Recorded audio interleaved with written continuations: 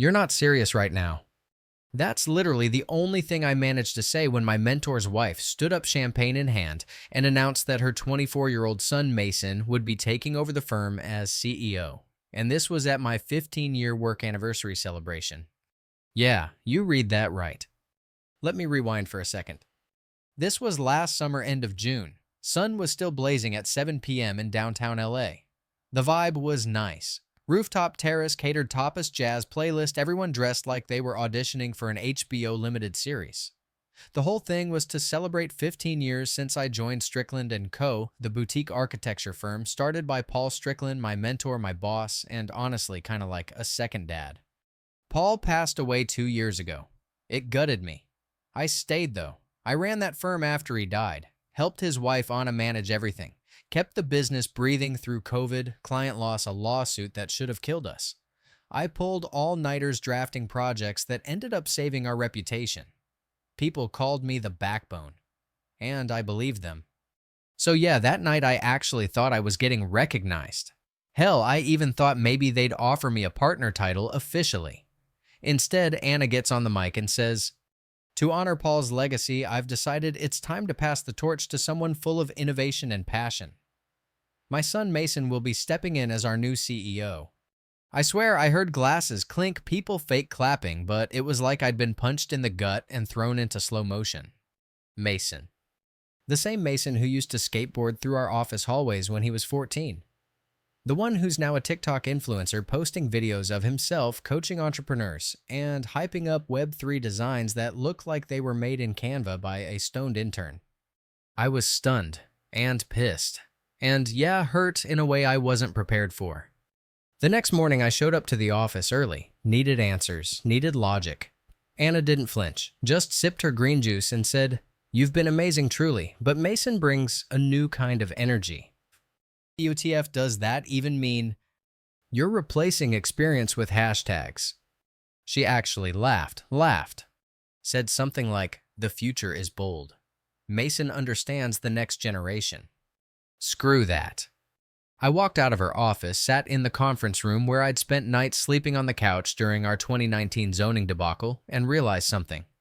They never saw me as anything more than the reliable guy, the cleanup crew, the one who holds it down but not the one who gets the keys.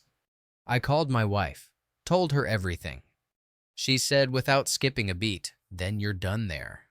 A week later I quit. No drama, no big speech. I left a printed letter on Anna's desk, boxed up my stuff, and walked out. Not a single person stopped me. Not even Mason.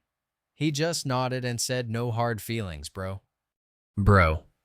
You inherited a 6-figure title for making aesthetic mood boards on Instagram. Please. I didn't have a plan. I had bills, a mortgage, 2 kids. But what I didn't have was the capacity to sit back and watch Mason run Paul's firm into the ground while I took notes and bit my tongue. I told myself I needed space, distance, just a couple months to breathe. But life doesn't wait.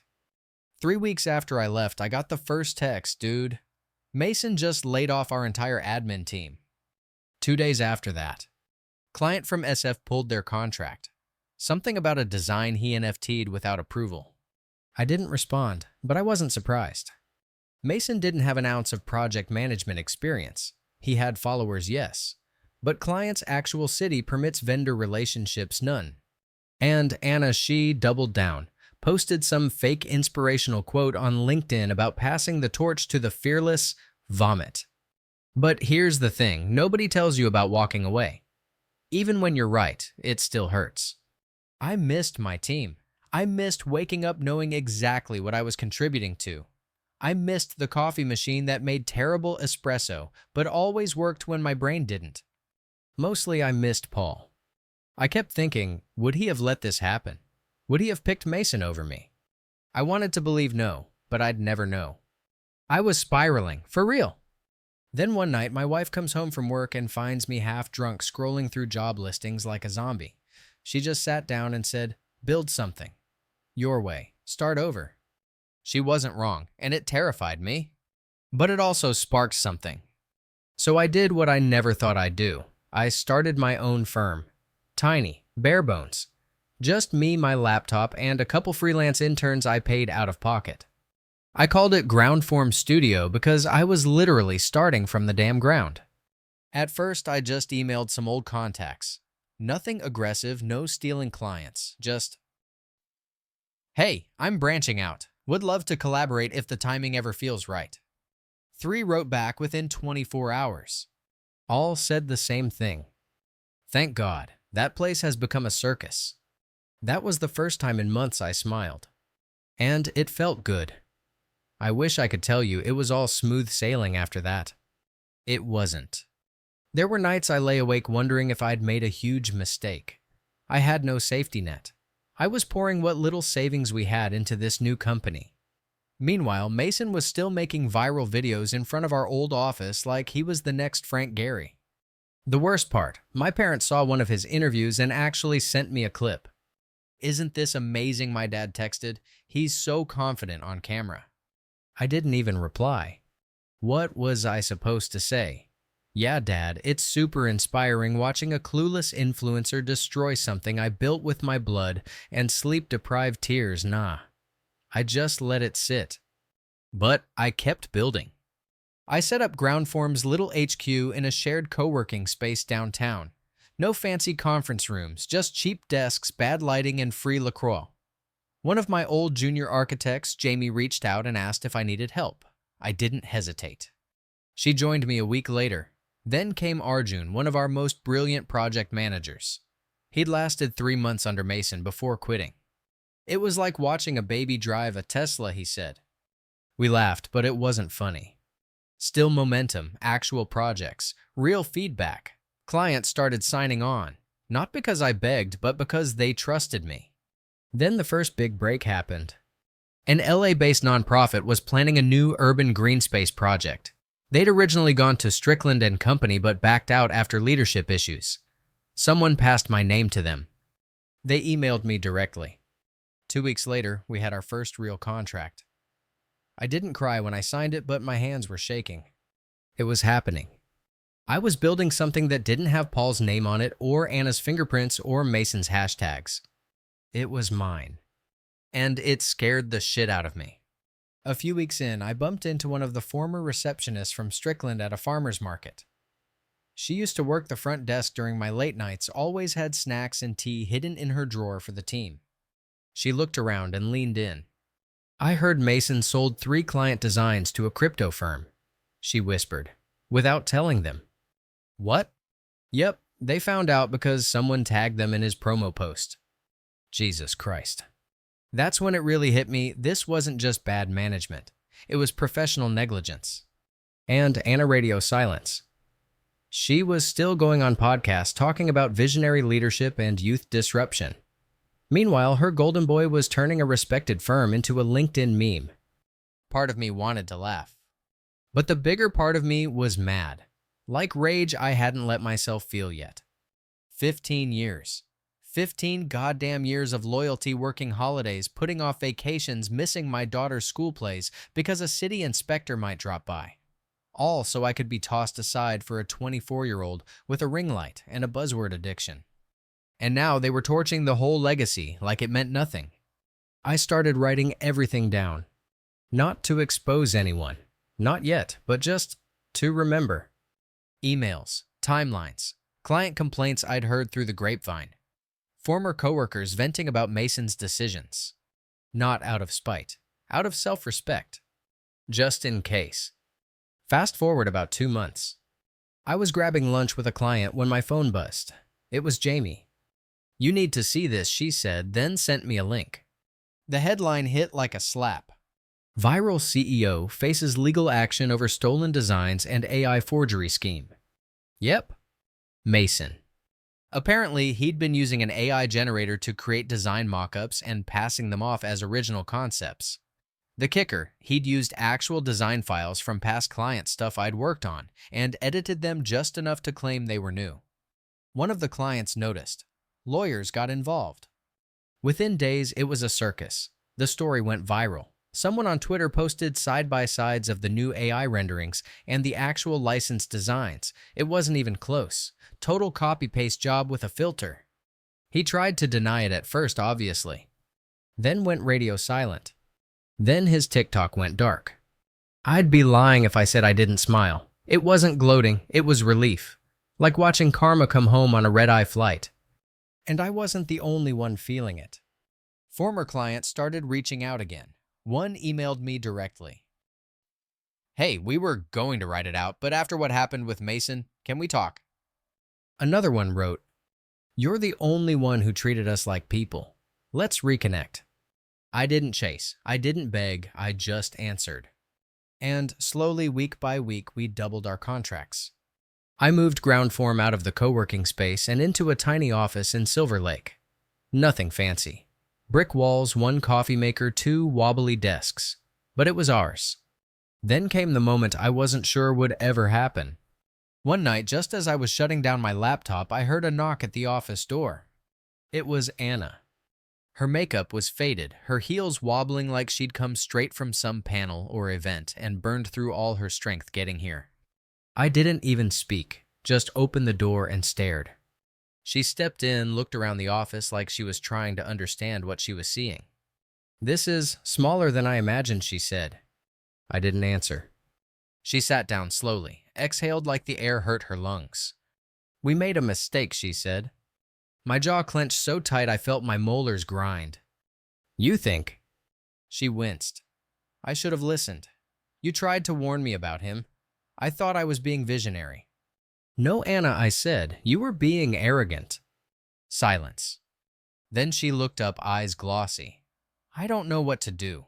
The lawsuits, the press, Paul would have—" "No," I cut in. "Don't bring him into this. Don't you dare." She nodded, almost shrinking. "We need help," she whispered. I stood up. My hands were steady now, calm. I had imagined this moment a dozen times.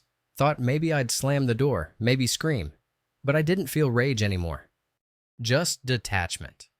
"You need help," I said, "but you don't need me. You're the only one who can fix this." "No," I said.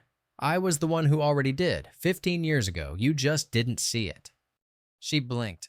For once, no comeback. "I'm not going back there," I said, grabbing my coat. "And I'm not cleaning up your son's mess. Tell Mason he's a disruptor.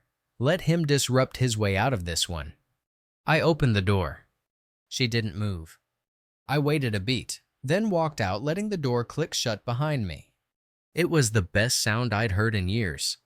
Later that night, I sat in my tiny office kitchen with Jamie and Arjun sipping cheap wine from paper cups. We toasted. "To the collapse of an empire," Jamie said.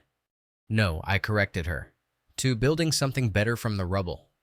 They smiled, and this time I meant it. I wasn't angry anymore. I was free. The week after Anna showed up, I kept thinking she'd try again. She didn't. No calls, no emails, no random flowers with a "please reconsider" note. Just silence. Honestly, that made it easier. I was done.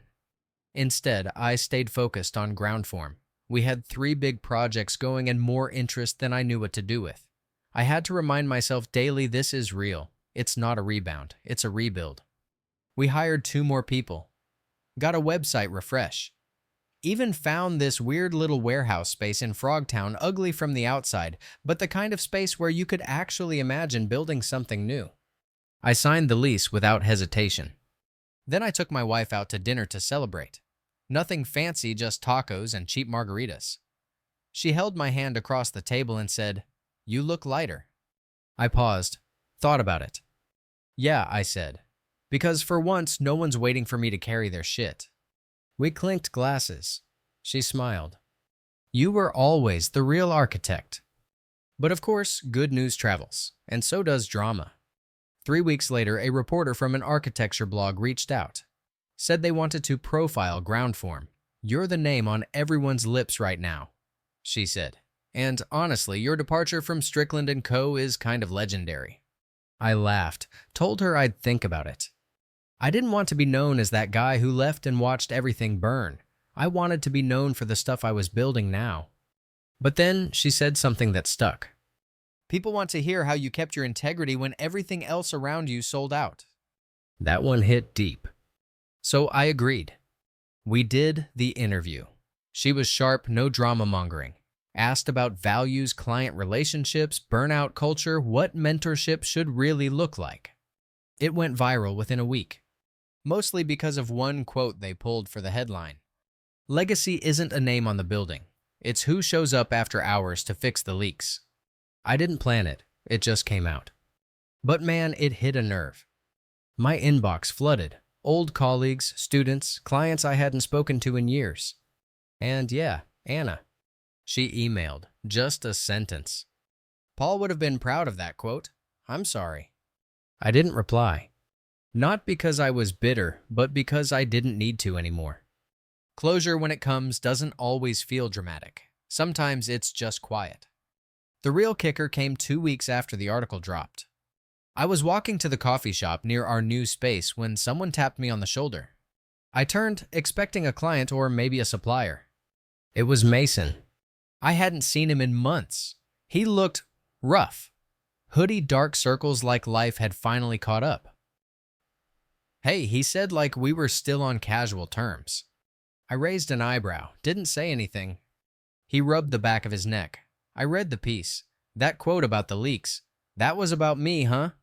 I stared at him. If the shoe fits. He half laughed. The sound was weirdly sad. I fucked up. No argument here. I didn't know what I was doing. He continued. I thought I could figure it out. Be bigger than the firm, you know. I said nothing. He shifted his weight. Everyone bailed, even my mom. She said she's going to New Mexico to detox her energy, whatever that means. I looked away, fighting the urge to feel sorry for him. I mean, part of me did. The human part. But another part remembered every time I stayed late so he could have a legacy to ruin. He kept going. I don't know what to do now. I sipped my coffee. Learn. Work for someone. Take a junior job. Don't try to lead until you know what it means to follow. He flinched a bit, but he nodded. You'd never hire me, would you? I almost laughed in his face. No. He nodded again, like he already knew.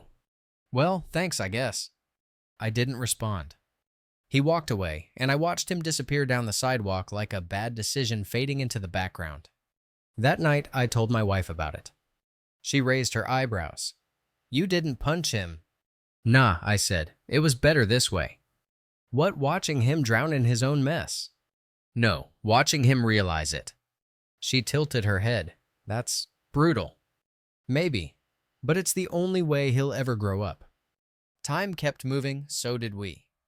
Groundform landed a public library renovation contract, our biggest yet.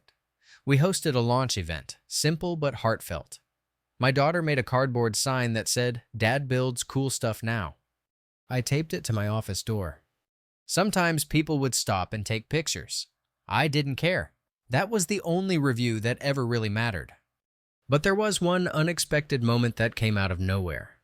A client, one of the oldest we had from my Strickland days, showed up unannounced. He was the kind of guy who never smiled unless he meant it. He stepped into our new space, looked around slowly, then looked at me. You finally built what Paul wanted, he said. I froze. I mean, he went on, Paul was great, but he dreamed small. You're building it bigger and better. He clapped a hand on my shoulder and walked out. I sat down and just breathed.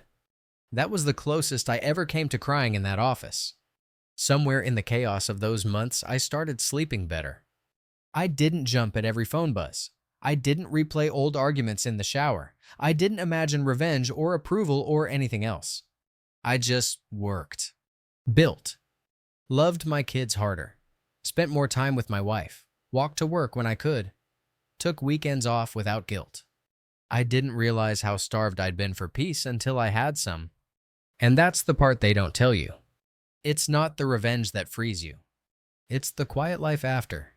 One afternoon, Arjun asked me what I would have done differently. Honestly, I said, I'd have walked away sooner. He laughed. You'd be broke. Yeah, but happy for a bit. Still, you got here. I nodded, eventually. That's the thing with building anything from scratch. It's not just about the materials or the blueprints. It's about choosing again and again not to rebuild what broke you, to start new without apology. And I had. Finally, a couple months passed. We were hitting our stride. New client, stable cash flow, a team that actually liked working together. I was even thinking about hiring a marketing firm, something I used to roll my eyes at back in the Strickland days. Funny how things shift when you're the one signing checks. Then, out of nowhere, I got an email from a familiar name. Janelle R. Senior Editor, West Coast Architecture Journal. She wanted to feature ground form in a piece about modern integrity in boutique firms. Her words. At first, I thought, no way. We're too small, too new. But then she said, you're what readers are craving, real stories, grounded leaders, people who walked away from legacy and built something better. So yeah, I said yes. We did the interview in my office. She asked smart questions. None of that fluff. Wanted to know what success felt like when it wasn't about legacy plaques or billion-dollar contracts. I told her the truth. It feels like breathing. For the first time in years. She didn't write that exact quote, but I saw it in the way she framed the piece. When the article went live, it exploded. Again. It was shared by industry leaders, design students, even a couple of my old professors. The subject line alone hit hard. He walked away from legacy and found freedom. I mean, yeah, that was exactly it. The article didn't bash Strickland, and company didn't mention Mason by name. But people read between the lines. And what they saw, they liked. 2 weeks later, we had 6 new clients in the pipeline. One of them told me on the call, we just want to work with someone who gives a damn. I could have cried. Instead, I just said same. Then one afternoon, mid-January, Jamie walked into my office holding her phone like it was radioactive. You're not gonna like this, she said. I braced myself. Mason's starting a podcast. I blinked. What? Yup, it's called Disrupt or Die. And guess who he's interviewing in episode 1? I didn't even have to ask. Anna. Apparently, they were trying to reframe the whole disaster. Talk about overcoming backlash and media distortion. I watched the clip. Not the full thing, just enough. Anna smiled that polished smile. Said something about letting people fail forward. Then she dropped this line. We had some issues, sure, but Mason has always had a visionary spirit. He just needed space to evolve. I actually choked on my coffee. Space. He torched the firm. Burned every bridge. Lied, cheated, tanked relationships we spent years building. And now it's some quirky little learning curve. Get the hell out of here. I closed the video. Didn't share it, didn't respond, didn't even text Arjun about it. Because at this point, what's the point? Let them spin whatever story they need to sleep at night. I had buildings to design. A few days later, my daughter asked me a weird question. We were watching a movie, something animated, something loud, and out of nowhere she turned and said, Dad, do you have a boss? It caught me off guard. I laughed. Not really. Why? She shrugged. You just seem happier now, like you don't have to ask anyone for permission. God. Out of the mouths of kids. She wasn't wrong. And later that night, I thought about how long I'd spent asking for permission professionally, emotionally, even within my own damn family. Asking to be trusted, to be taken seriously, to be seen. And the whole time, I had everything I needed. Just not the right space to grow. But life, as always, has its own sense of humor. End of February, I got a call from a number I didn't recognize. Normally, I wouldn't answer, but something told me to. Hi, this is Raphael from the City Planning Commission, the voice said. We're reviewing a bid from a firm called Horizon Block. Your name came up. I blinked. My name. Yeah, the project design they submitted. It's awfully similar to a concept you posted in a guest lecture last fall. Thought you should know. I sat down. Asked for the details, dates, diagrams. He emailed them over. And I swear to God, it was mine. Straight from the deck I'd used during a community college class. I'd spoken about sustainable mixed-use layouts for underserved neighborhoods. And Mason, or someone on his new firm, had literally screenshotted my deck, swapped the color scheme, and called it original. My hands went ice cold. Not again. I called my lawyer. She went silent after reviewing the files. Then we've got them. Slam dunk. But I wasn't angry this time, not like before. It just felt pathetic. Like watching someone cheat off your paper again and still get the answers wrong. My lawyer asked if I wanted to go public, issue a press release, expose the hell out of them. I said no. Let the legal system handle it. This time, I didn't need the court of public opinion. I had contracts, proof, credibility, a team who had my back, and a body of work that stood on its own. I didn't need fire. I had foundation. Still, the news leaked. Within days, an anonymous Twitter thread broke down the similarities between Mason's new submission and my old lecture deck. The thread went viral. Comments were brutal. Bro didn't even change the font. Who let this man touch AutoCAD again? He's like if ChatGPT became a CEO with a vape pen. I didn't engage. Didn't retweet. Didn't like anything. Just kept working. But inside, yeah, I felt something. Not pride exactly, not joy. Just closure. A real one this time. Because for once, I didn't have to say a word. My work did the talking. A few weeks later, I gave another talk, this time at a big industry panel. They gave me a lanyard with my name printed clean and sharp. Ethan Mercer, founder, Groundform Studio. No titles borrowed, no legacy hand-me-downs, just me. I spoke about mentorship, about earning trust instead of demanding it, about design as responsibility, not performance. Afterward, a student came up to me, nervous, eager. You made me believe I could do this without a last name that opens doors, she said. I smiled. You can, but you'll have to build your own door first. That night, walking back to my hotel, I passed an old billboard for Strickland & Company. Faded, torn, half covered by an ad for oat milk. I didn't stop. Didn't stare. Just kept walking. Past it, through it, beyond it. Finally, March came in fast.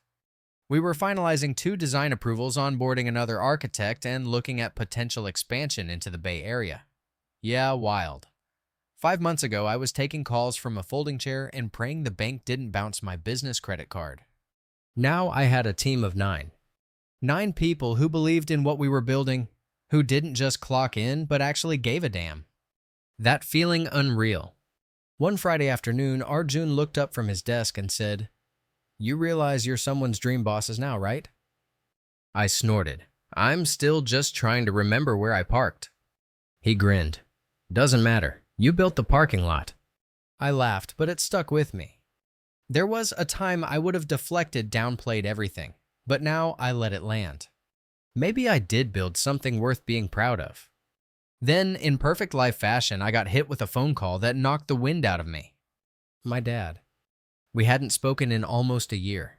Not since the night he texted me that Mason looked so confident on camera. I stared at his name flashing across my screen, thought about ignoring it. Then I picked up. Hey, I said. A pause. Then, hi, Ethan. His voice was smaller than I remembered. I saw your panel on YouTube. You spoke well. I didn't know how to respond to that. Thanks. Another pause. Then he said the thing I never thought I'd hear from him. I was wrong. I sat down. What? I mean it, he said. About everything. Mason, that firm. I thought legacy meant keeping it in the family. Turns out it just meant repeating our mistakes. I didn't speak. I never told you I was proud of you. That was my mistake too.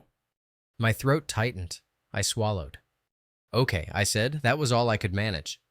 Silence again, but this time it felt lighter. Then he cleared his throat. Your mom's organizing a dinner. Just family, if you want to come. I didn't say yes. But I didn't say no either. That night, I told my wife. She looked at me over her glass of wine. How do you feel? I don't know, I said, like it's too late, but also not. She nodded. You don't owe anyone a reunion. I know. But maybe you owe yourself the option to choose. That hit hard. Because she was right.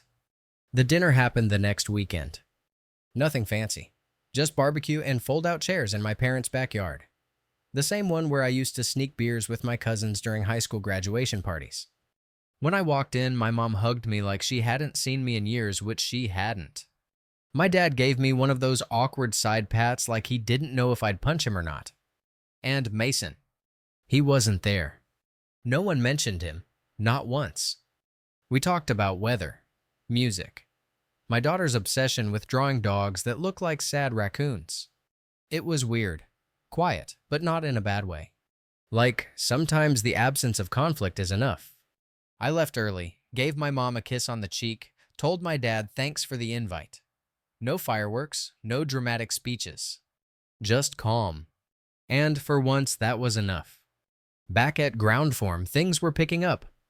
I started mentoring a few students part-time, just a couple hours a week. Zoom calls mostly, or the occasional coffee shop meetup. Kids with no connections, no fancy last names, just hustle and questions. And I saw so much of myself in them, especially this one kid, Luis. First-gen, soft-spoken brilliant. Always overthinking, always apologizing. I told him once, stop apologizing for breathing. You're not lucky to be here. You worked your ass off. Own that. He teared up. That's when I realized I wasn't just building a business anymore. I was building something I wished I had when I was younger. A space that made people feel like they belonged. Not because of who they knew, but because of who they were becoming. Then came the offer. A massive firm, one of those international monsters, reached out. They wanted to acquire Groundform. Not just a partnership, full-on buyout. Their number. High, stupidly high. More money than I'd ever seen in my life. Retirement-level money. But, of course, there was a catch. They'd keep the name, but they'd restructure the team. Fold us into their West Coast Innovation Pod, which, let's be real, is corporate speak for, we'll gut your soul and brand it with our logo. I called my lawyer, asked her to look it over. She was quiet for a long time. Then, it's a good deal on paper, but I'm not sure it's the deal your heart wants. That stuck. So I sat with it. Ran the numbers, talked to my wife, my team. Even asked my daughter what she thought. She looked at me and said, will you still get to make the cool buildings? Probably not. Then don't do it. Simple, brutal, true. So I passed. And that's when I knew I'd changed. The old me.